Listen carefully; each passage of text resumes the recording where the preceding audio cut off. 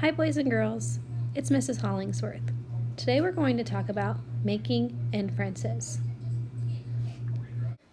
An inference is something that we do while we're reading.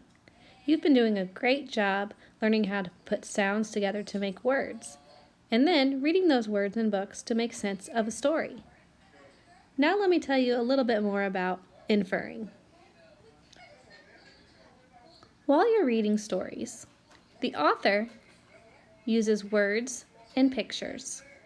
Sometimes the author also leaves you clues along the way so you can make guesses what might happen next, what a character is thinking, or what's important in the story.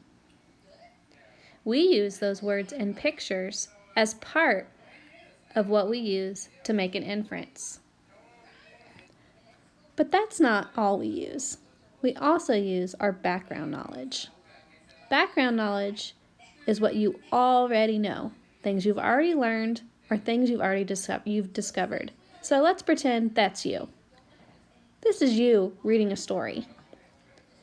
You use the clues from the text and what you already know to make guesses. Those thoughts might be about what the character is doing or thinking, why the setting might be important, while the events in the story might be important, and what might happen next. All of those thoughts and guesses are all inferences. Let's review. So we use the clues from the text, our background knowledge, we also call that schema. And we put those together as we're reading to make inferences along the way. A couple of things to think about. When you make an inference, you make them all the time as you're reading. You don't just make one or two and you're done. You're making inferences on every page. And don't forget, when you make an inference, you go beyond the author's words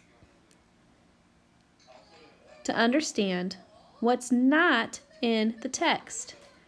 Sometimes we say that we're reading in between the lines to understand the story.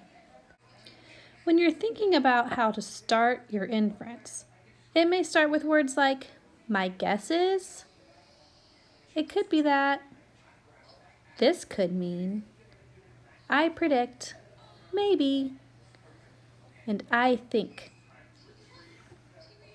Okay, boys and girls, now it's time for you to set off and start making your own inferences. Don't forget to listen to that little voice in your head. Use your text clues, plus what you already know, to make those inferences. See you soon!